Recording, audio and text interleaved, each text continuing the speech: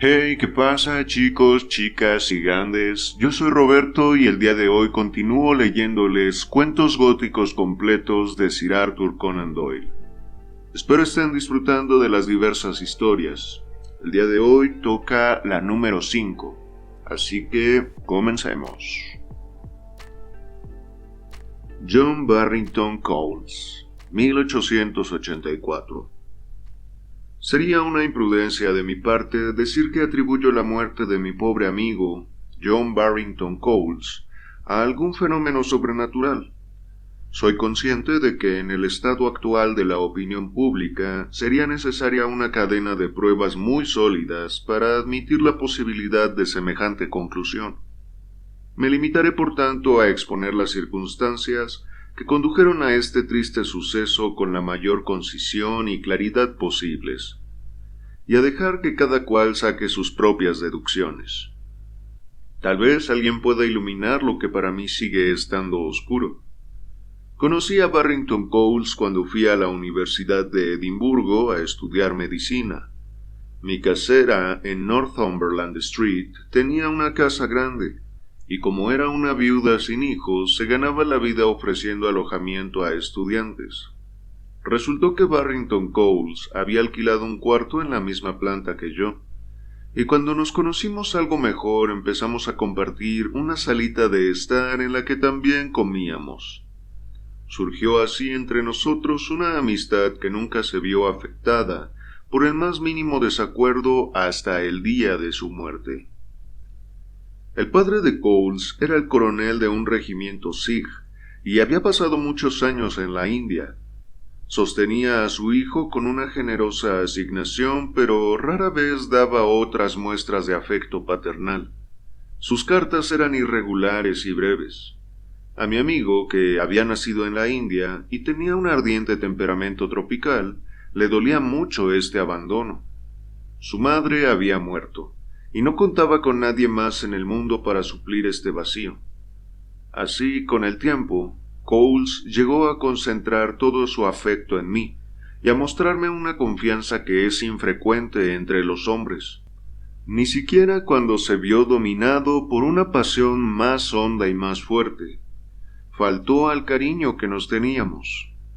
Era un joven alto y delgado, de facciones velasqueñas, con la piel aceitunada y unos ojos tiernos y oscuros. Pocas veces he visto a un hombre más capaz de despertar el interés de las mujeres o cautivar su imaginación. Tenía por norma una expresión soñadora, incluso lánguida, pero cuando surgía en la conversación un tema que le interesaba, en un instante se volvía todo animación. En estas ocasiones el color de su piel se acentuaba, le chispeaban los ojos y hablaba con una elocuencia fascinante para sus interlocutores. A pesar de estas ventajas naturales, Coles llevaba una vida solitaria, evitaba la compañía femenina y era un lector incansable. Se encontraba entre los primeros de su curso y había obtenido la medalla de honor en anatomía y el premio de física Neil Arnott. Que bien recuerdo la primera vez que la vimos.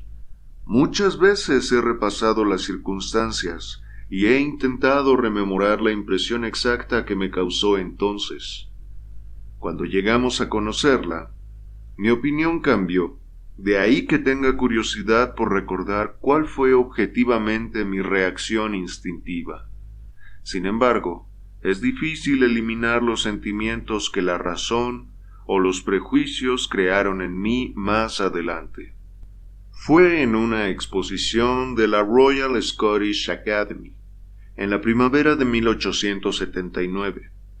Mi pobre amigo Coles era un apasionado del arte en todas sus modalidades, y un dulce acorde musical o un delicado efecto sobre un lienzo procuraban a su excitable naturaleza un placer exquisito. Habíamos ido juntos a ver los cuadros y estábamos en la sala central cuando me fijé en una mujer de gran belleza que se encontraba al otro extremo. En la vida he visto unos rasgos de semejante perfección clásica. Era el auténtico modelo griego. La frente amplia, muy baja y blanca como el mármol, enmarcada por una corona de rizos delicados, la nariz recta y de líneas puras, los labios más bien finos, la barbilla y la mandíbula inferior modeladas con una redondez deliciosa, a la vez que lo suficientemente bien definidas para insinuar una fortaleza de carácter poco común. Y los ojos, ¡qué maravilla de ojos! Ojalá pudiera dar una vaga idea de su expresión cambiante, su dureza de acero, su dulzura femenina, su poder de mando, su penetrante intensidad que se fundía de pronto en un gesto de debilidad. Pero estoy hablando de impresiones futuras. Esta mujer iba acompañada por un joven rubio al que identifiqué al momento como un estudiante de derecho con el que tenía yo una relación superficial. Archibald Reeves, así se llamaba. Era un joven elegante y atractivo que había sido en otro tiempo el cabecilla de todas las trifulcas universitarias, aunque últimamente lo había visto muy poco y corría el rumor de que estaba prometido e iba a casarse. Supuse así que su acompañante era su fiancé.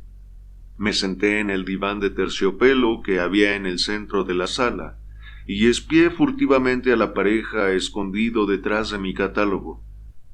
Cuanto más miraba a aquella mujer, más me impresionaba su belleza.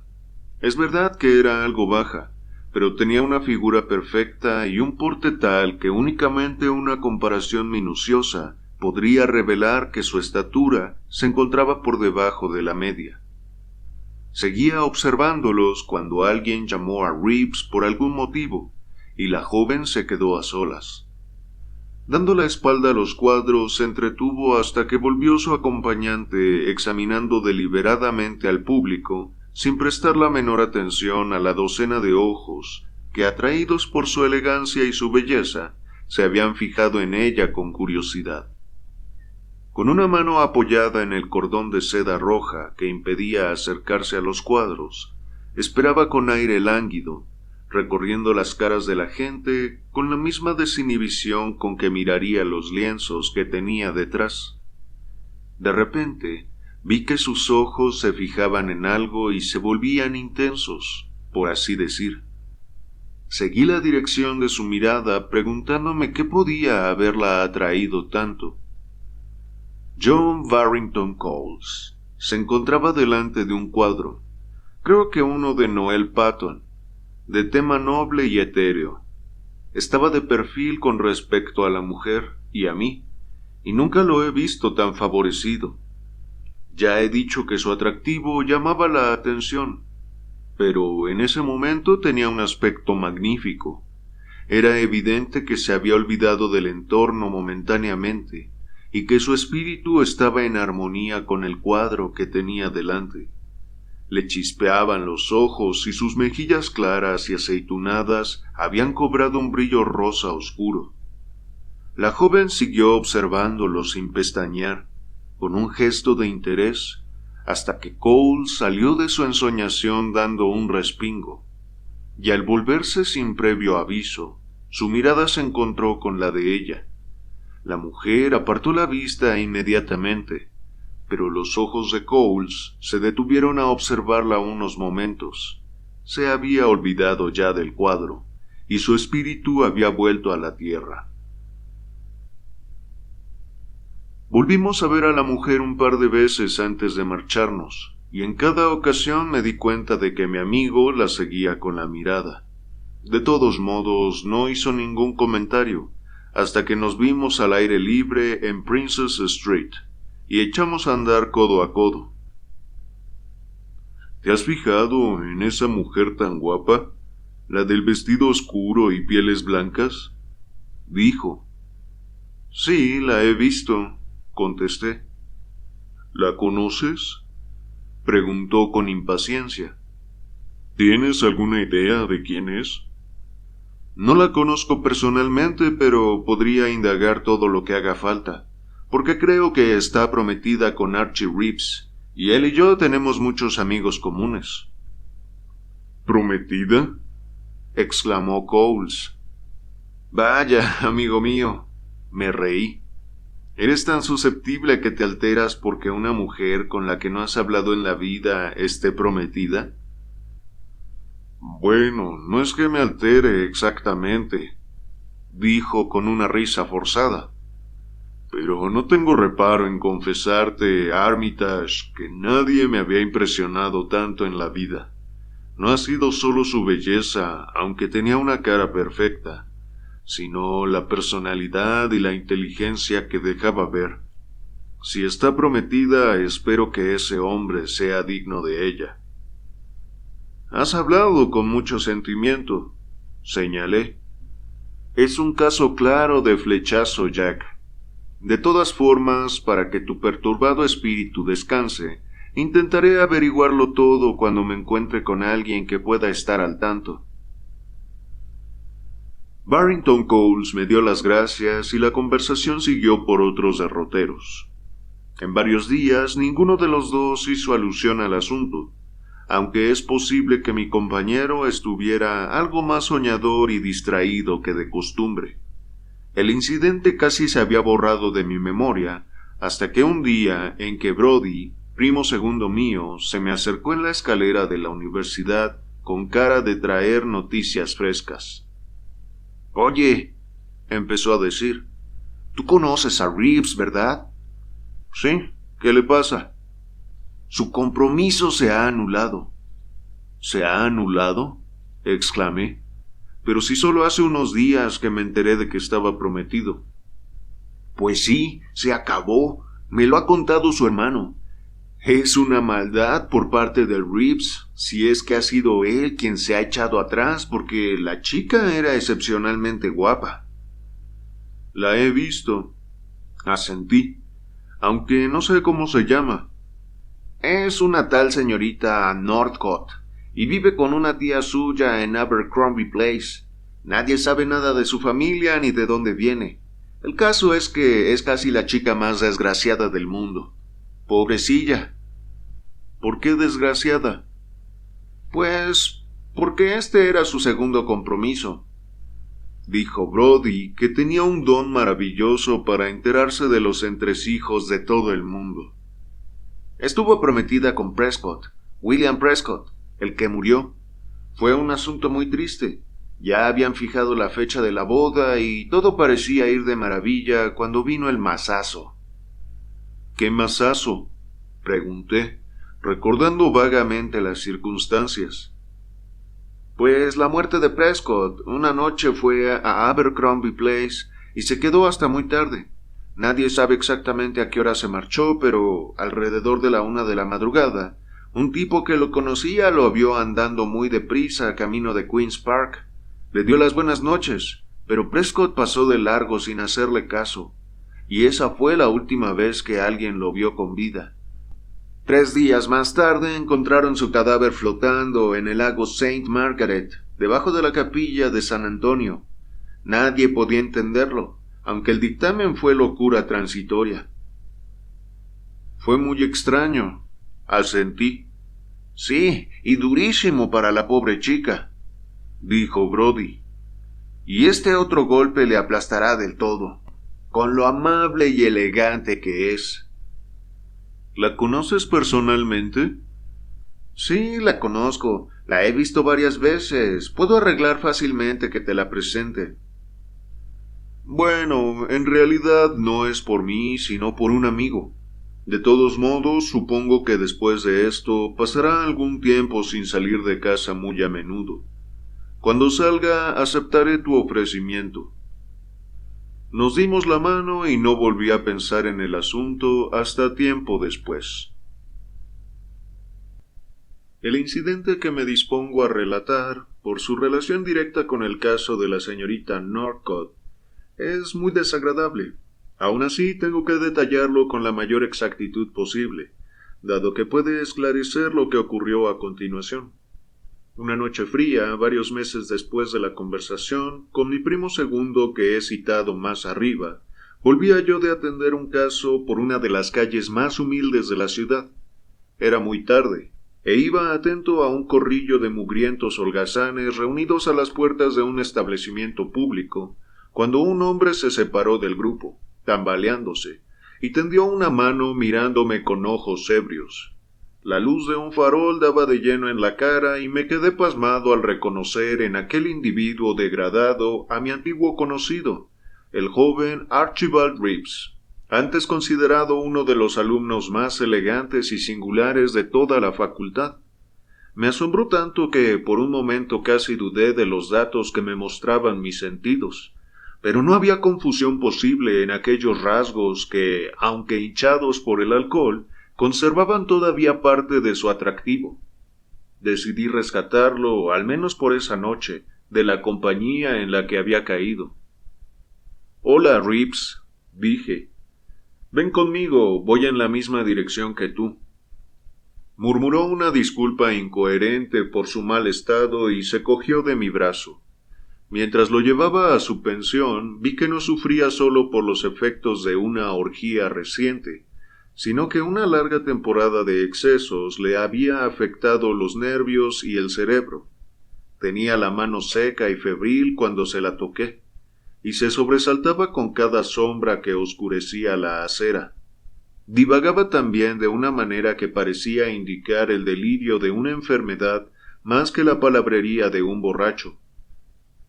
En su habitación lo desnudé parcialmente y lo acosté en la cama. En ese momento tenía el pulso muy acelerado y fiebre extremadamente alta. Creí que se había adormilado y estaba a punto de salir a hurtadillas para avisar a la casera de la situación, cuando Reeves dio un respingo y me agarró de la manga del abrigo. «No te vayas», gritó. «Me siento mejor si estás aquí. Así estoy a salvo de ella». «¿De ella?», exclamé.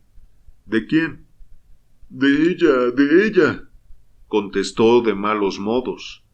«Ah, tú no la conoces, es el diablo. Hermosa, pero el diablo».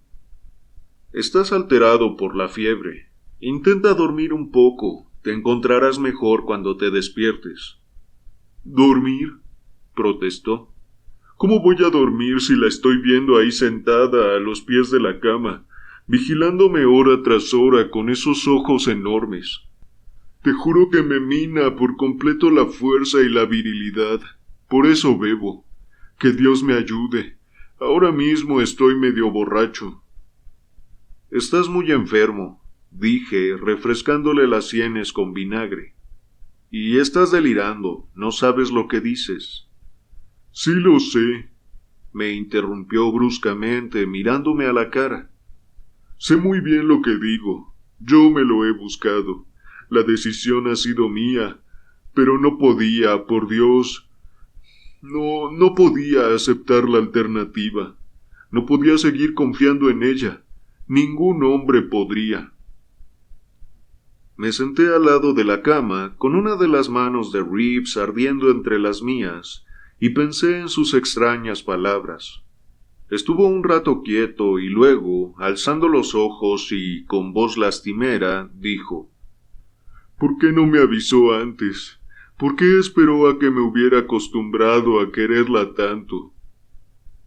Repitió varias veces la misma pregunta, moviendo la cabeza febril de lado a lado, y se sumió luego en un sueño agitado. Salí de la habitación con sigilo, y habiéndome asegurado de que estaría bien atendido, abandoné la casa. Sin embargo, sus palabras siguieron resonando en mis oídos muchos días después, y cobraron un significado más profundo al sumarse a lo que estaba por venir. Mi amigo Barrington Coles estaba pasando las vacaciones de verano fuera de la ciudad, y no supe nada de él en varios meses. Pero al comienzo del trimestre de invierno recibí un telegrama en el que me pedía que le reservara su antigua habitación en Northumberland Street, y me anunciaba en qué tren llegaría. Fui a recibirlo y me alegré de encontrarlo tan pletórico. «Por cierto», dijo esa noche por sorpresa cuando estábamos sentados al calor del fuego, hablando de los acontecimientos de las vacaciones, «todavía no me has felicitado». «¿Por qué, amigo mío?», pregunté. «¿Cómo? ¿Quieres decir que no estás al corriente de mi compromiso?» «¿Compromiso?», No, pero me alegro mucho y te felicito de corazón. No sabía si habría llegado a tus oídos, dijo. Fue una cosa rarísima. ¿Te acuerdas de esa chica de la academia que nos produjo tanta admiración? ¿Qué? Exclamé con una vaga sensación de temor. No irás a decirme que te has prometido con ella. Me imaginaba que te sorprendería. Estaba pasando unos días con una tía mía en Peterhead, en Aberdeenshire, cuando los Northcote pasaron por allí de visita. Y como teníamos amigos comunes, no tardamos en conocernos. Descubrí que lo de su compromiso era una falsa alarma, y bueno, ya sabes lo que pasa cuando te ves en compañía de una joven como ella, en un sitio como Peterhead. Que conste, añadió, que no creo haberme precipitado ni haber hecho ninguna tontería. No me he arrepentido en ningún momento. Cuanto mejor conozco a Kate, más la admiro y la quiero. De todos modos, lo que tengo que hacer es presentártela, para que te formes tu propia opinión. Le contesté que sería un placer y me esforcé para hablar del asunto con la mayor ligereza posible, aunque estaba desanimado y preocupado. Las palabras de Reeves y el triste destino del joven Prescott volvían continuamente a mi memoria. Y aun cuando no podía atribuirlo a una razón concreta, un temor tan vago y difuso como la desconfianza que me inspiraba aquella mujer se apoderó de mí. Puede que me dejase llevar por prejuicios y supersticiones absurdas, y que torciera involuntariamente los actos y las palabras posteriores de la joven hasta hacerlos encajar por la fuerza en una descabellada teoría que ya tenía yo medio formulada. Algunos así lo han sugerido como explicación de mi relato. Que piensen lo que quieran siempre que puedan conciliar su opinión con los hechos que tengo que contar. Unos días más tarde fui con mi amigo a visitar a la señorita Northcote. Recuerdo que cuando estábamos cerca de Abercrombie Place, el potente aullido de un perro llamó nuestra atención. Y más tarde veríamos que el ruido venía de la casa a la que íbamos. Nos llevaron al piso de arriba, y allí me presentaron a la anciana señora Merton, la tía de la señorita Northcote, y a la joven en cuestión. Me pareció tan guapa como la primera vez, y no pude extrañarme de que mi amigo estuviera prendado. Tenía las mejillas algo acaloradas, y en la mano empuñaba un látigo grueso con el que había castigado al pequeño terrier escocés al que habíamos oído aullar desde la calle. El pobre animal estaba encogido contra la pared, evidentemente acobardado, y gemía lastimeramente. «Dime, Kate, ¿has vuelto a enfadarte con Carlo?», preguntó mi amigo cuando nos sentamos. «Esta vez ha sido una riña sin importancia», contestó la joven con una sonrisa encantadora. «Es un perro bueno y cariñoso, pero necesita un correctivo de vez en cuando». Y dirigiéndose a mí añadió, «¿No lo necesitamos todos, señor Armitage? Sería estupendo que en vez de recibir un castigo colectivo al final de nuestra vida, se nos impusiera como a los perros, justo en el momento en que hacemos algo malo. Nos volveríamos más cuidadosos, ¿no cree?». Reconocí que sí. Si cada vez que un hombre se porta mal, una mano gigantesca lo cogiera y lo azotara con un látigo hasta que perdiera el conocimiento. Cerró los dedos blancos y blandió el látigo con furia. Eso le ayudaría más que cualquier noble teoría moral a no apartarse del camino del bien. «Caramba, Kate», dijo mi amigo. «Hoy estás muy lanzada». «No, Jack», se rió ella. «Simplemente estoy sometiendo una teoría a la consideración del señor Armitage». Empezaron a charlar entonces de algún recuerdo de Aberdeenshire, y tuve ocasión de observar a la señora Merton, que había estado callada mientras teníamos esta breve conversación. Era una anciana con una pinta muy extraña. Lo que más llamaba la atención en ella era la absoluta falta de color. Tenía el pelo blanco como la nieve y la cara extremadamente pálida, los labios blanquecinos y los ojos de un azul tan claro que a duras penas atenuaban la palidez general. Llevaba un vestido de seda gris en armonía con el conjunto de su apariencia. Había en su semblante una expresión que en ese momento fui incapaz de atribuir a su verdadera causa. Estaba haciendo un anticuado bordado ornamental y cada vez que movía los brazos el vestido hacía un rumor seco y melancólico, como el crujido de las hojas en otoño. Había en la anciana algo triste y deprimente. Acerqué mi silla un poco para preguntarle qué le parecía Edimburgo y si llevaba mucho tiempo allí. Al dirigirme a ella, se sobresaltó y me miró con cara de susto. Entonces vi al instante la causa de esa expresión que no sabía a qué atribuir. Era miedo, un miedo profundo y abrumador. Era un gesto tan nítido que me habría apostado la vida a que la mujer que tenía delante había sufrido una experiencia terrible o una desgracia atroz en algún momento de su vida. «Sí, me gusta», dijo en voz baja y tímida. «Y llevamos aquí mucho tiempo. Bueno, no demasiado. Nos movemos mucho».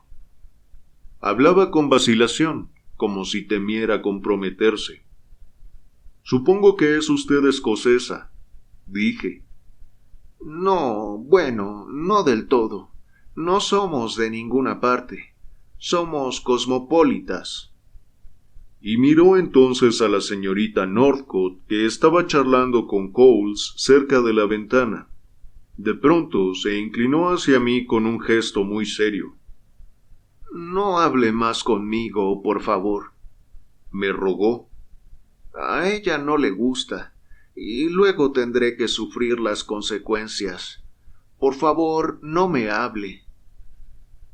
Yo estaba a punto de preguntarle el motivo de esta extraña petición, pero al ver que iba a decirle algo, se levantó y salió despacio. Mientras se retiraba, noté que los enamorados habían dejado de hablar, y que la señorita Northcote me observaba con sus penetrantes ojos grises. «Disculpe a mi tía, señor Armitage», dijo. «Es un poco rara y se cansa con facilidad. Venga a ver mi álbum». Pasamos un rato viendo los retratos. El padre y la madre de la señorita Northcote eran en apariencia personas corrientes, y no detecté en ellos los rasgos de carácter que se manifestaban en las facciones de su hija. Sin embargo, vi un antiguo daguerrotipo que me llamó la atención. Representaba a un hombre de unos 40 años y una belleza deslumbrante. Iba bien afeitado, y tanto los labios rectos como la mandíbula inferior, firme y prominente, expresaban un poder extraordinario. Los ojos algo hundidos y la parte alta de la frente aplastada como una culebra desmerecían su atractivo. Al ver la cabeza, casi involuntariamente la señalé y exclamé: «Este es su prototipo, señorita Northcote». «¿Usted cree? Me temo que no me hace un buen cumplido. El tío Anthony siempre fue la oveja negra de la familia». «En tal caso, mi comentario ha sido muy desafortunado». «No se preocupe. Siempre he creído que él valía más que todos ellos juntos. Era oficial del 41º Regimiento y cayó en combate en la guerra anglo-persa, así que al menos tuvo una muerte noble». «Esa es la forma de morir que yo querría para mí», dijo Cowles con los ojos centelleantes como se le ponían cuando se emocionaba. «A veces me arrepiento de no haber seguido la profesión de mi padre, en vez de dedicarme a esta desagradable y monótona composición de fármacos». «Vamos, Jack, por ahora no vas a morir de ninguna manera», contestó la señorita Northcote con ternura, cogiendo entre las suyas la mano de mi amigo. Yo no entendía a aquella mujer. Tenía una mezcla asombrosa de decisión masculina y ternura femenina, sumada a la conciencia de algo muy suyo y secreto que me desconcertaba profundamente. Por eso casi no supe cómo responder a Coles cuando, volviendo juntos por la calle, me hizo la pregunta definitiva. «Bueno, ¿y qué piensas de ella?» «Creo que es guapísima», dije con cautela. «Eso es evidente», contestó con fastidio. «Ya lo sabías antes de venir». «También creo que es muy lista», señalé. Barrington Coles siguió adelante sin decir nada, y luego, volviéndose hacia mí, me lanzó a bocajarro esta extraña pregunta. «¿Te parece que es cruel? ¿Crees que es de esas chicas que disfrutan haciendo sufrir?» «Bueno, en realidad no he tenido tiempo de formarme una opinión». Caminamos en silencio unos momentos. «Es una vieja idiota», murmuró por fin Coles. «Está loca». «¿Quién?», pregunté. «Esa vieja, la tía de Kate, la señora Merton o como se llame». Entonces comprendí que mi pobre amiga pálida había hablado con Coles, pero él nunca dijo nada más sobre la naturaleza de su conversación. Mi compañero se acostó temprano esa noche, mientras yo me entretuve un buen rato al lado del fuego, repasando todo lo que había visto y oído. Tenía la sensación de que había algo misterioso en la muchacha, una oscura fatalidad tan extraña que desafiaba cualquier conjetura. Pensé en la última visita que le hizo Prescott antes de la boda y en su fatídico desenlace, y lo relacioné con el grito ebrio y lastimero del pobre Reeves. ¿Por qué no me avisó antes? Y las demás cosas que dijo. Mis pensamientos saltaron entonces a la advertencia de la señora Merton, al comentario que había hecho Coles sobre ella, e incluso al incidente del látigo y el perro acobardado. El efecto general de mis impresiones fue sumamente desagradable, aun cuando no pudiera formular ninguna acusación concreta contra aquella mujer. Sería peor que inútil tratar de prevenir a mi amigo antes de haber tomado una decisión definitiva sobre contra qué prevenirlo. Coles se burlaría de cualquier acusación contra su prometida. ¿Qué podía hacer yo? ¿Cómo llegar a alguna conclusión veraz del carácter y los antecedentes de la señorita Northcote? En Edimburgo nadie sabía nada de las dos mujeres, aparte de unos pocos conocidos recientes. Ella era huérfana, y que yo supiera nunca había revelado dónde vivía antes. De pronto se me ocurrió una idea. Entre los amigos de mi padre se encontraba el coronel Joyce, que había prestado servicio muchos años en la India, en el Estado Mayor, y conocía probablemente a la mayor parte de los oficiales que pasaron por allí desde el motín. Me senté a la mesa en ese mismo instante, y una vez regulada la lámpara, procedí a escribirle una carta. Le manifestaba mi curiosidad por conocer ciertos detalles sobre un tal capitán Northcote que había servido en el 41º Regimiento de Infantería y caído en la guerra anglo-persa. Le describí al individuo que había visto en el daguerrotipo todo lo bien que fui capaz de recordar. Luego puse la dirección en el sobre y lo eché al correo esa misma noche. Y entonces, con la sensación de haber hecho cuanto estaba en mi mano, me fui a la cama demasiado inquieto para poder dormir.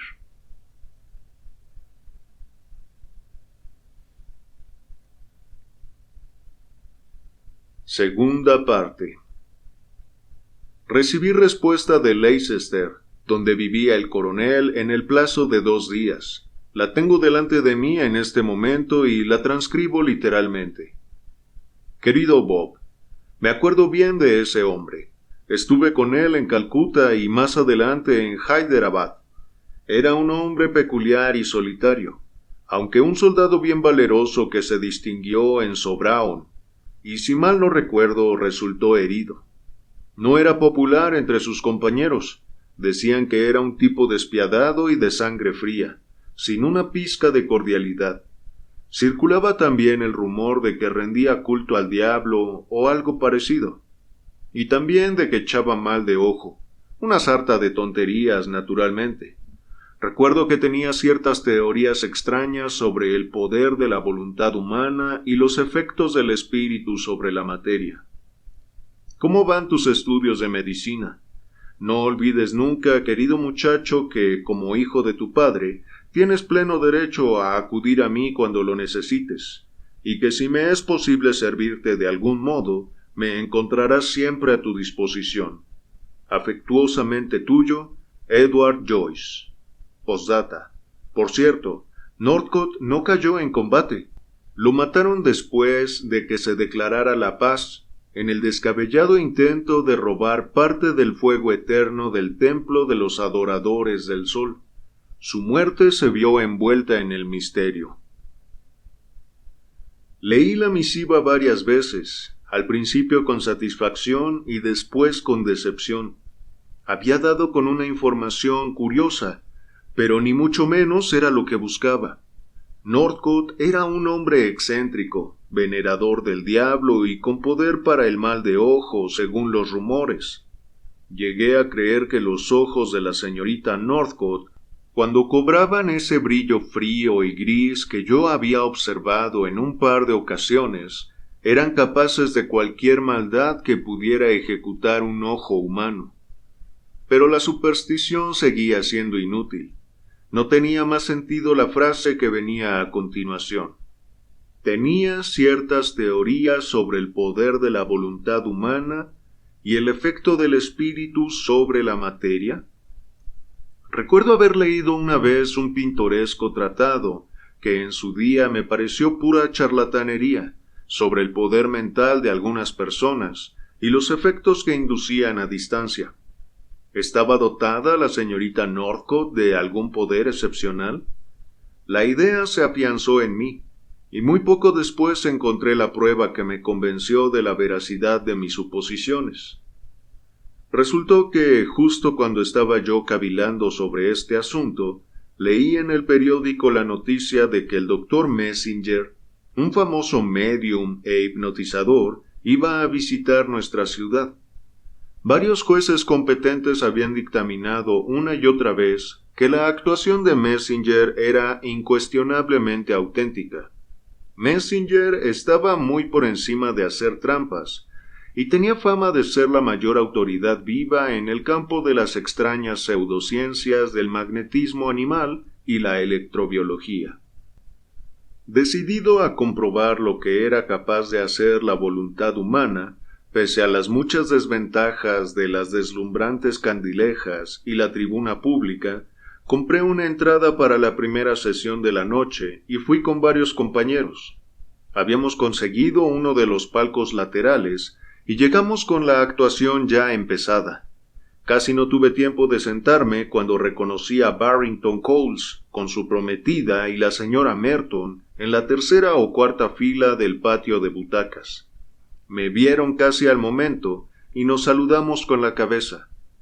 La primera parte de la charla fue algo trillada, y el conferenciante se limitó a hacer simples trucos de manos, acompañados de un par de ejemplos de hipnotismo que practicó con un individuo que lo acompañaba. Nos ofreció también una exhibición de clarividencia, haciendo que su acompañante entrara en trance y pidiéndole entonces detalles de los movimientos de amigos ausentes y el paradero de objetos escondidos, pruebas que al parecer el individuo superó cumplidamente. Pero yo había visto todo eso antes. Lo que quería ver era el efecto de la voluntad de Messenger sobre una persona del público no vinculada a él. Reservó este número para el final de su espectáculo. «Les he demostrado», dijo, «que un individuo en estado de hipnosis está completamente dominado por la voluntad del hipnotizador. Pierde toda su capacidad volitiva y sus pensamientos son los que le sugiere el cerebro de quien lo domina. Es posible obtener el mismo resultado sin ningún proceso preliminar. Una voluntad firme simplemente por su propia fuerza puede adueñarse de una más débil, incluso a distancia, y regular los impulsos y los actos de la otra persona. Si existiera en el mundo un hombre con una voluntad mucho más desarrollada que la del resto de la humanidad, no habría ningún motivo para que no pudiera gobernar sobre sus semejantes y reducirlos a la condición de autómatas. Felizmente, nuestro poder mental, mejor dicho, nuestra debilidad mental, es tan parecido que no es responsable que ocurra semejante catástrofe. Aun a pesar de nuestro limitado alcance, hay variaciones que producen efectos asombrosos. Voy a escoger a una persona del público y a ordenarle únicamente con el poder de la voluntad que suba al escenario y haga y diga lo que yo quiera. Les aseguro que no estoy en connivencia con nadie, y que la persona a la que elija tiene toda la libertad de rechazar cualquier impulso que yo pueda transmitirle. Con estas palabras, el conferenciante se acercó al borde del escenario y recorrió con la mirada las primeras filas de butacas. Es indudable que la piel morena y los ojos vivos de Coles lo señalaban como hombre de temperamento muy nervioso, pues el hipnotizador lo escogió sin dudarlo, clavando los ojos en él. Vi que mi amigo daba un respingo, sorprendido, y se acomodaba en el asiento, como para expresar que no tenía intención de ceder a la influencia del embaucador. Messenger no era un hombre de grandes capacidades intelectuales, a juzgar por su cráneo, pero tenía una mirada singularmente intensa y penetrante. Bajo esta influencia, Coles hizo un par de movimientos espasmódicos con las manos, como si quisiera sujetarse a los lados del asiento, y luego hizo amago de levantarse, pero se volvió a sentar, aunque con un esfuerzo evidente. Yo estaba observando la escena con sumo interés cuando vi de reojo la cara de la señorita Northcote. Miraba al hipnotizador sin pestañear, con un gesto de concentración que jamás he visto en un ser humano. Tenía la mandíbula tensa, los labios apretados y el rostro duro de una hermosa escultura tallada con el mármol más blanco. Sus ojos grises, entornados debajo de las cejas, parecían brillar y centellear con una luz fría. Miré de nuevo a Coles, esperando que se levantara en cualquier momento para seguir las órdenes del hipnotizador, cuando en el escenario se oyó un grito breve y débil, como el de un hombre rendido y postrado tras una larga batalla. Messenger estaba apoyado en la mesa, con una mano en la frente, y sudando a chorros. «No puedo seguir», gritó dirigiéndose al público. «Hay una voluntad más fuerte que la mía ejerciendo su fuerza contra mí. Discúlpenme por esta noche». Saltaba a la vista que estaba enfermo y le era totalmente imposible continuar. Así que se cerró el telón y el público se dispersó comentando ampliamente la repentina indisposición del hipnotizador. Esperé en el vestíbulo a que mi amigo saliera con las señoras. Cole se estaba riendo de su reciente experiencia. «No ha podido conmigo, Bob», exclamó en tono triunfal mientras me daba la mano. «Creo que se ha topado con un hueso duro de roer». «Sí», asintió la señorita Northcote. «Creo que Jack tiene motivos para estar orgulloso de su poder mental. ¿No le parece, señor Armitage?» «Aunque me ha costado lo mío», dijo mi amigo, hablando ahora en serio. «No se imaginan la sensación tan rara que he tenido un par de veces. Era como si se me agotaran las fuerzas, sobre todo justo antes de que él se derrumbara». Fui con Coles a acompañar a las señoras a casa. Él iba adelante con la señora Merton, y yo detrás con la muchacha. Estuve alrededor de 1 minuto andando a su lado sin hacer ninguna observación, hasta que de improviso, de un modo que seguramente debió de parecerle brusco, le solté. Ha sido usted quien ha hecho eso, señorita Northcott. ¿Qué he hecho?, preguntó con sequedad. Hipnotizar al hipnotizador. Supongo que es la mejor manera de definir lo que ha ocurrido.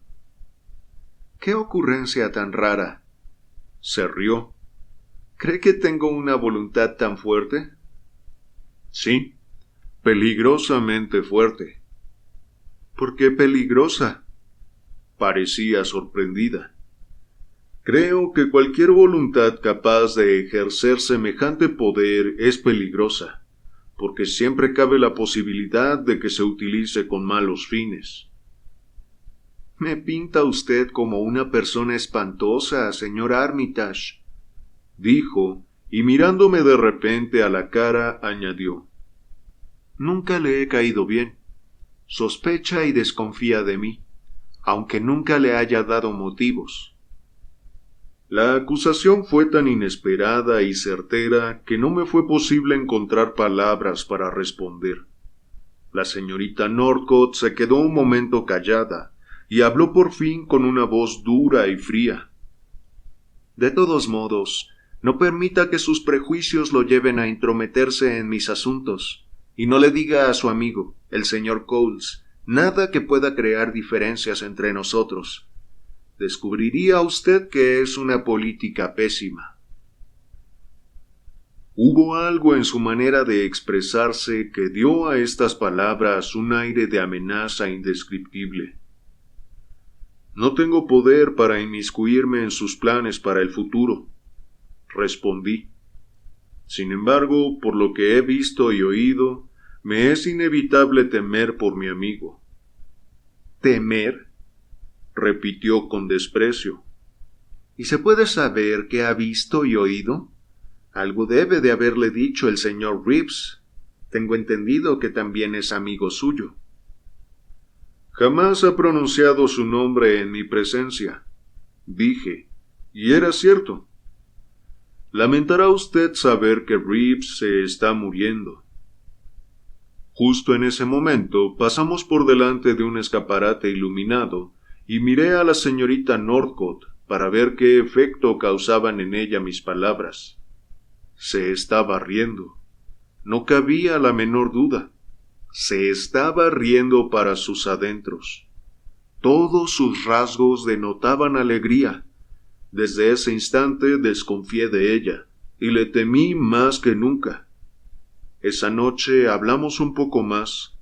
Al despedirnos, me dirigió una mirada amenazante, como si quisiera recordarme la advertencia sobre el peligro que corría si me intrometía.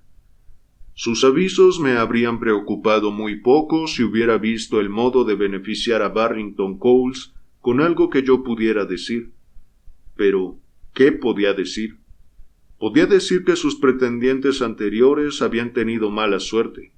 Podía decir que la consideraba una mujer cruel. Podía decir que creía que tenía poderes increíbles y casi sobrenaturales. ¿Qué impresión causaría cualquiera de estas acusaciones en un hombre como mi amigo? Locamente enamorado y de temperamento entusiasta. Sentí que no servirían de nada y, por tanto, me callé. Y ahora llego al principio del fin. Hasta la fecha, casi todo han sido conjeturas, deducciones y habladurías. Es mi dolorosa obligación relatar con la mayor exactitud y ecuanimidad posibles exclusivamente lo que ocurrió en mi presencia, y limitarme a referir los acontecimientos que precedieron a la muerte de mi amigo. Hacia el final del invierno, Coles me habló de su intención de casarse con la señorita Northcott cuanto antes, probablemente en primavera. Como ya he señalado, mi amigo era un hombre adinerado y su prometida también contaba con algún dinero propio. De ahí que no hubiera motivos pecuniarios para alargar el compromiso. «Vamos a alquilar una casita en Corstorphine», anunció. «Y esperamos que te sientes a nuestra mesa, Bob, siempre que te sea posible venir». Le di las gracias y procuré olvidar mis temores y convencerme de que aún podía salir todo bien. Unas 3 semanas antes de la fecha fijada para la boda, Coles me dijo a última hora que se temía que esa noche llegaría tarde a sus habitaciones. He recibido una nota de Kate en la que me pide que pase a verla esta noche a las 11. No son horas de ir de visita, pero quizá quiera hablarme de algo tranquilamente cuando la señora Merton se haya retirado. Ya había salido mi amigo cuando me acordé de golpe de la misteriosa entrevista que, según me habían contado, precedió al suicidio del joven Prescott. A continuación pensé en los desvaríos del pobre Reeves, que tomaron un cariz más trágico por el hecho de que ese mismo día me había llegado la noticia de su muerte. ¿Qué significaba esto? ¿Tenía aquella mujer un siniestro secreto que revelar forzosamente antes de casarse? ¿Sería alguna razón que le impedía casarse? Estaba tan intranquilo que habría seguido a Coles, aun a riesgo de que pudiera ofenderse, para intentar convencerlo de que no acudiera a esa cita. Pero una mirada al reloj me indicó que ya era demasiado tarde. Decidí esperarlo levantado, así que eché un poco de carbón al fuego y cogí una novela de la librería. Mis reflexiones, sin embargo, eran más interesantes que el libro, y lo aparté de un manotazo.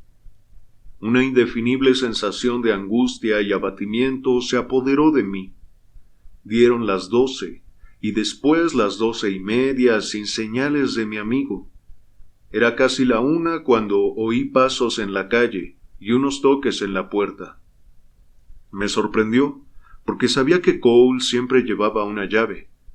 De todas formas, corrí a la puerta y retiré el cerrojo.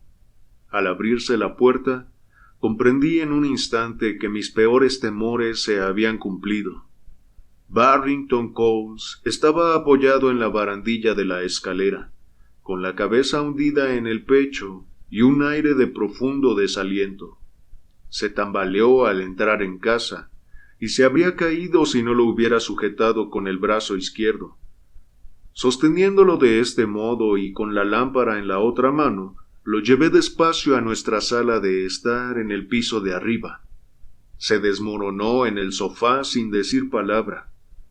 Ahora que podía verlo bien, me horrorizó el cambio que había experimentado. Estaba mortalmente pálido y tenía los labios sin color. Tenía la frente y las mejillas sudorosas y los ojos vidriosos, y su expresión se había alterado totalmente. Parecía un hombre que ha pasado por un suplicio atroz, y estaba hecho un manojo de nervios. «Querido amigo, ¿qué pasa?», pregunté, rompiendo el silencio. «Nada malo, espero. ¿Te encuentras indispuesto?». «Brandy», pidió casi sin voz. «Dame un poco de brandy». Cogí la licorera y estaba a punto de servirle cuando me la arrebató con una mano temblorosa y llenó casi medio vaso de licor. Normalmente era abstemio, pero se bebió el brandy de un trago, sin rebajarlo con agua. Dio la impresión de que le sentaba bien, porque recuperó el color en la cara y se apoyó en un codo. «El compromiso se ha anulado, Bob», anunció, procurando hablar con serenidad, aunque no conseguía disimular el temblor de su voz. «Todo ha terminado». «Anímate», dije, con la intención de darle esperanzas. «No dejes que te afecte una mala racha. ¿Qué ha pasado? ¿A qué viene todo esto?». «¿A qué viene?», gimió, cubriéndose la cara con las manos. «Si te lo contara, Bob, no me creerías. Es espantoso, es aterrador, es una atrocidad. Es increíble. ¡Ay, Kate! ¡Kate!». Empezó a moverse adelante y atrás, muerto de pena. «Te imaginaba un ángel y resulta que eres un...». «¿Un qué?», pregunté, porque se había interrumpido. Me miró con aire ausente y de pronto se puso a hacer aspavientos. «¡Un demonio!», gritó. «¡Un espíritu del infierno! ¡Un vampiro escondido detrás de una cara adorable! ¡Que Dios me perdone!». En voz baja, volviendo la cara a la pared, murmuró: «He dicho más de lo que debía. La quería demasiado para hablar de ella tal como es en realidad. Aún la sigo queriendo demasiado».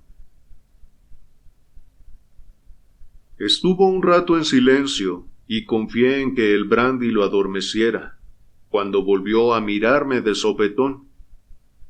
«¿Has leído algo sobre los hombres lobo?», preguntó. Le contesté que sí. «Hay una historia», dijo con aire pensativo, «en uno de los libros de Marryat, de una mujer hermosa que de noche se transformaba en loba y devoraba a sus hijos. ¿Cómo se le ocurriría a Marryat esa idea?». Se quedó pensativo unos momentos y después pidió a gritos más brandy. Había un frasco de láudano encima de la mesa, e insistí en servirle yo para ponerle en el vaso medio dracma de la tintura. Coles bebió la mezcla y una vez más hundió la cabeza en la almohada. «Cualquier cosa es mejor que esto», gimió. «La muerte es mejor que esto. Crimen y crueldad, crueldad y crimen. Cualquier cosa es mejor que esto». Y siguió con el monótono estribillo hasta que las últimas palabras se volvieron incomprensibles. Se le cerraron los párpados sobre los ojos cansados y cayó rendido de sueño. Lo llevé a su cuarto sin despertarlo y me hice una cama con las butacas para quedarme toda la noche a su lado. Por la mañana, Barrington Coles tenía fiebre alta. Estuvo varias semanas debatiéndose entre la vida y la muerte. Se avisó a los médicos más competentes de Edimburgo, y la constitución vigorosa del paciente consiguió poco a poco derrotar a la enfermedad. Cuidé de él en este angustioso periodo, y pese a la intensidad de sus delirios y desvaríos, en ningún momento se le escapó una palabra que explicase el misterio asociado a la señorita Northcote. Unas veces hablaba de ella con la mayor ternura y la voz más cariñosa. Otras veces gritaba que era un demonio, y tendía los brazos como si quisiera protegerse de ella. En varias ocasiones, también a gritos, dijo que no vendería su alma por una cara bonita, y se quejó a continuación con voz lastimera. «Pero la quiero a pesar de todo. Nunca dejaré de quererla». Cuando volvió en sí era un hombre cambiado. Sin embargo, aunque la grave enfermedad lo había consumido, sus ojos oscuros no perdieron ni una chispa de brillo. Resplandecían con un fulgor inquietante por debajo del borde de las cejas. Su actitud era excéntrica y variable. A ratos se irritaba y a ratos derrochaba alegría, pero nunca natural. Su mirada tenía un aire receloso y extraño, como si temiera algo y al mismo tiempo no supiera qué temía. Nunca nombró a la señorita Northcote. Nunca. Hasta esa tarde fatídica de la que ahora tengo que hablar.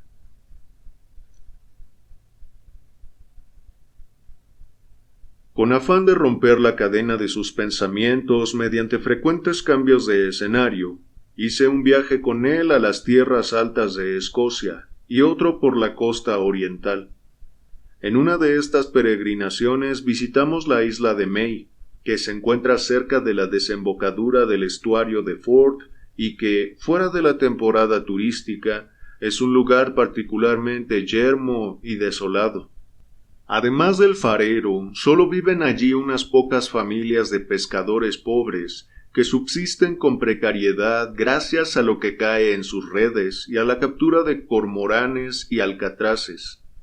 Esta tierra inhóspita ejercía tal fascinación sobre Cowles que alquilamos un cuarto en una de las cabañas de los pescadores con la intención de pasar 1 o 2 semanas. Yo solo encontraba allí aburrimiento, pero la soledad parecía tranquilizar a mi amigo. Perdió la mirada aprensiva que se había vuelto habitual en él y volvió a ser un poco el mismo de siempre. Daba largas caminatas por la isla del sol a sol, y desde la cima de los grandes acantilados que la rodeaban, contemplaba las olas largas y verdes que rompían contra las rocas en una lluvia de espuma. Una noche, creo que fue nuestra 3ª o 4ª en la isla, salimos con la idea de tomar un poco el aire fresco antes de retirarnos a descansar, pues nuestra habitación era pequeña y la tosca lámpara olía muy mal. Qué bien recuerdo los detalles de esa noche. Prometía ser tempestuosa. Las nubes empezaban a concentrarse al noroeste, y un velo de cirros oscurecía la cara de la luna, cubriendo alternativamente con franjas de luz y sombra la superficie escarpada de la isla y el mar inquieto.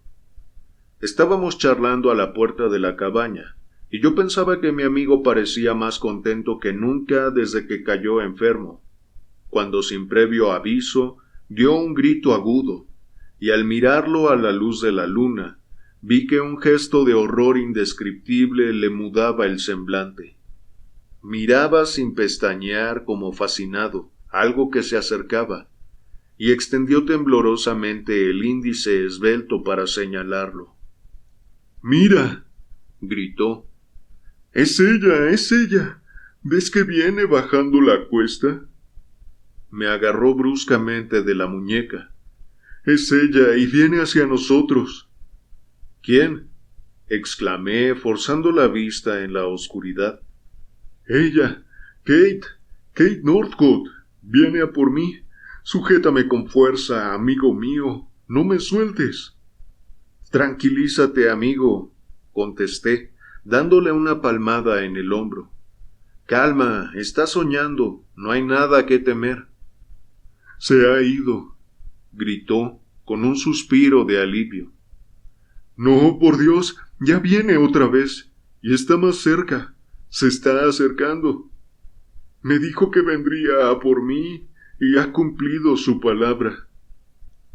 «Entra en casa», dije, y al cogerle de la mano la noté fría como el hielo. «Lo sabía», gritó. «Está ahí, haciéndome señas con los brazos. Es la señal. Tengo que irme. Ya voy, Kate, ya voy». Lo rodeé con los brazos y se zafó de mí con una fuerza sobrehumana para lanzarse a la oscuridad de la noche. Fui tras él, rogándole que parase, pero aceleró el paso. Cuando la luna asomó entre las nubes, distinguí su figura oscura corriendo en línea recta como en pos de un objetivo concreto.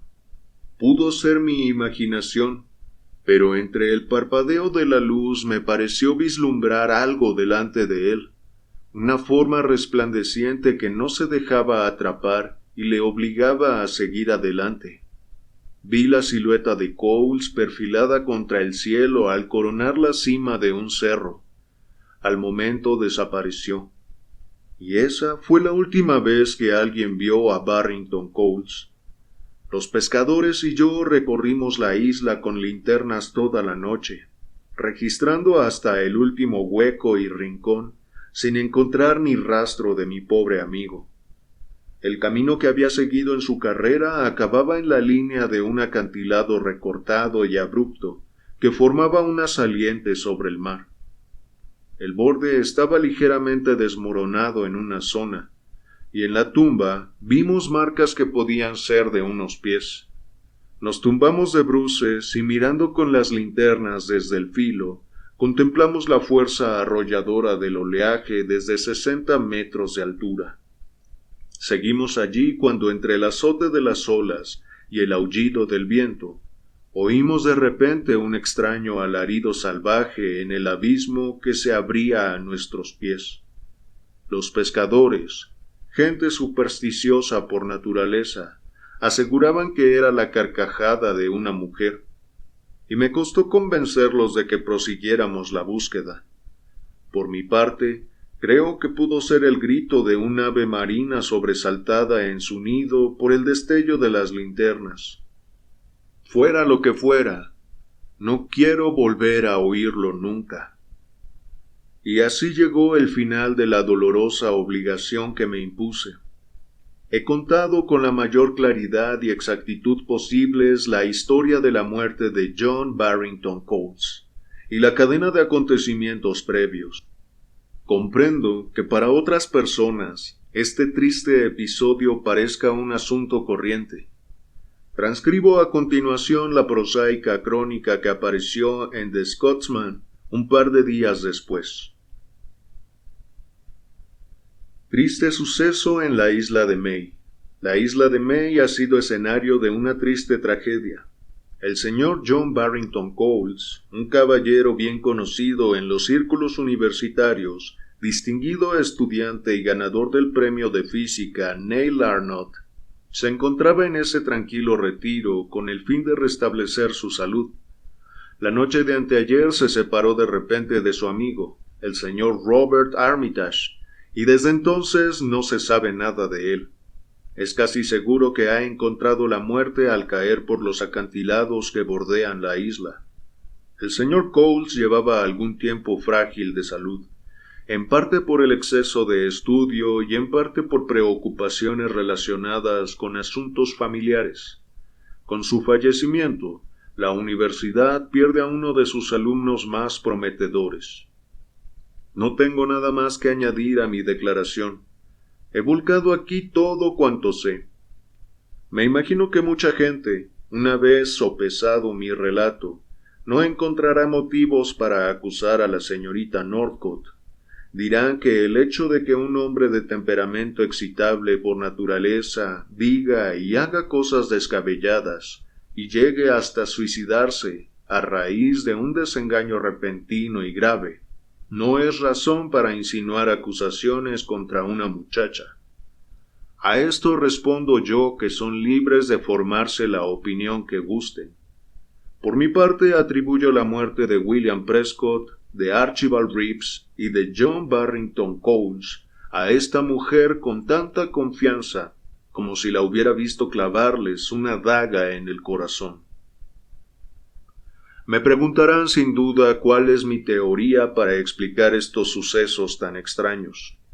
No tengo ninguna, o en el mejor de los casos es confusa y vaga. Estoy convencido de que la señorita Northcote era capaz de ejercer un poder extraordinario sobre la mente de los demás, y a través de la mente sobre el cuerpo de los demás, y también de consagrar instintivamente este poder a fines crueles y abyectos.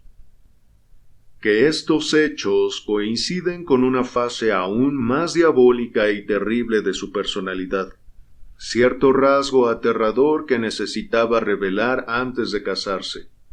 Se deduce de la experiencia de sus 3 enamorados, mientras que la atroz naturaleza del misterio así revelado sólo puede intuirse por el hecho de que su conocimiento apartaba instantáneamente de ella a quienes la habían querido con tanta pasión. El destino de todos ellos fue, en mi opinión, consecuencia del rencor que esta mujer les guardaba por su abandono. Y las palabras tanto de Reeves como de Coles demuestran que ambos fueron debidamente advertidos en su momento. Aparte de esto, no me es posible decir nada más. Expongo los hechos ante la opinión pública tal como fui testigo de ellos. No he vuelto a ver a la señorita Northcote desde entonces, ni tengo ganas de verla. Si con estas palabras puedo salvar a un ser humano de esta hermosa serpiente de ojos brillantes, dejo la pluma con la certeza de que mi pobre amigo no ha muerto del todo en vano.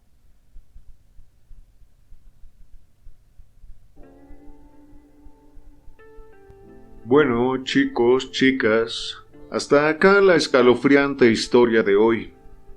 Ya saben que yo suelo pensar e interpretar las lecturas desde lo que conozco a través de mi experiencia y de un pensamiento lo más crítico que me es posible. Así que desde ahí van mis comentarios. Creo que podríamos entender esta historia como la repetición de un vínculo, que básicamente es lo que hacemos todos en la vida, al menos hasta que somos conscientes de ello. Pero bueno, cada repetición tiene su propio libreto, y visto desde la psicología o el psicoanálisis, tenemos a unos hombres que comparten un libreto psíquico muy similar, que es el de verse dominados por una figura femenina, una figura peligrosa, pues es una belleza y ternura exacerbadas, combinadas con una crueldad y sadismo que se esconden detrás. Más allá del matiz metafísico y sobrenatural, tenemos a una mujer histérica que provoca deseo en el otro, un deseo que, al volverse casi incontrolable, es aplastado con toda la crueldad posible. Es como se dice vulgarmente acá en México, prender el boiler y no meterse a bañar. Cuando se va llegando al logro de algo, en este caso el matrimonio, la señorita Northcott decide anunciar algo a sus parejas que les rompe el corazón. Los hombres quedan sumidos en una ambivalencia de carácter psicótico. Por un lado la aman y hay momentos en que están dispuestos a todo, en este caso a vender su alma al diablo, sea lo que eso signifique. Y a la vez la odian, lo que los lleva por veces a repudiarla e incluso temerle. Inmersos en esa confusión, la explicación psicológica sería que, de tanta duda y sufrimiento, terminan saliéndose de la realidad y entran en un mundo de delirios y alucinaciones que los llevan de alguna manera a acabar con el sufrimiento de la manera que consideren más rápida. No logran superar la pérdida de ese ser amado que se volvió casi etéreo e inalcanzable. Y claro, cuando uno se ve tan cerca de alcanzar eso que tanto se deseó, eso que no estaría disponible para nadie más, claro que es difícil renunciar a ello. No es que hubieran pasado un par de días con la señorita Northcott, sino que ya estaban prometidos a ella. Eso era esencial para caer en la locura. Si se dan cuenta, la señorita nunca fue cruel con John. Lo era con el perro, con su exprometido, con su tía, incluso un poco con nuestro narrador. Pero para John solo tuvo ternura y amor, hasta el momento que descargó su crueldad sobre él. Normalmente esta condición mental se da cuando una mujer sufrió eso mismo, pero del otro lado, es decir, que se vio rechazada o desilusionada por alguien de la misma manera. La teoría de Freud diría que por parte del padre, pero bueno, eso seguramente no les parecerá a muchos. Pero el punto es que, en lugar de asimilar esa desilusión, terminan actuándola, ahora no desde el lugar pasivo, es decir, desde quien se desilusiona, sino desde el activo, es decir, el lugar que desilusiona y rechaza al otro. Esto en un intento de llenar el vacío de la pérdida, pero solo se da una satisfacción pasajera, que la lleva a repetirlo de nuevo. Y así hombres o mujeres siguen la cadena hasta que alguien logra asimilar la pérdida y salir de ese círculo vicioso. Ahora, fuera del pensamiento psicoanalítico, noto que en varios de los cuentos del autor se hace referencia a la voluntad y sus efectos sobre la materia. Algo similar leímos en la historia narrada por Loti, de cómo Octavius, creo que así se llamaba el villano, duplicaba a través de la voluntad y la concentración a Charley, que se disparaba a sí mismo. En lo personal, la idea es llamativa. Vaya, sería muy interesante lograr cambios en la materia a base de voluntad y concentración, pero desde el pensamiento crítico, esto no queda más que en eso. en una idea. Por curiosidad me gustaría leer del tema. Siempre hay que investigar en eso que no creemos, desde un lugar ecuánime y contemplativo. Hay que trabajar en la deconstrucción de nuestras preconcepciones. Eso nos abre puertas al conocimiento, ya sea para comprobar o desmentir algo. No sé si alguien sepa del tema y me pueda recomendar lecturas para hacer yo en lo personal. Sé que, por ejemplo, el filósofo Schopenhauer escribió sobre la voluntad, lo cual sería un buen punto de partida. Sé que hay ciertas creencias en la cultura americana proveniente de los indios que hablan de los nahuales, brujos que se convertían en animales y hacían otras proezas a partir de cierto camino espiritual. Incluso dentro de algunas corrientes del budismo, algunos plantean que se pueden lograr efectos sanativos en el cuerpo a través de la meditación y el crecimiento espiritual. Estos últimos incluso se respaldan en estudios neurológicos, que debo confesar yo no he comprobado, ya que mi interés en el budismo va por otro lado. Pero hay tantas cosas interesantes en el mundo, chicos, chicas, que vale la pena leer, pero más importante que leer, experimentar. Pero para ello hay que activar la mente y no recibir solo la información de manera pasiva. Hay que alimentar la curiosidad, mis queridos suscriptores, que eso les enriquecerá y fortalecerá inmensamente. Bueno, hasta acá el video. Si les gustó, apoyen el contenido con un like y suscribiéndose si aún no lo han hecho. Para mí ha sido un placer leerles, como siempre. Nos vemos.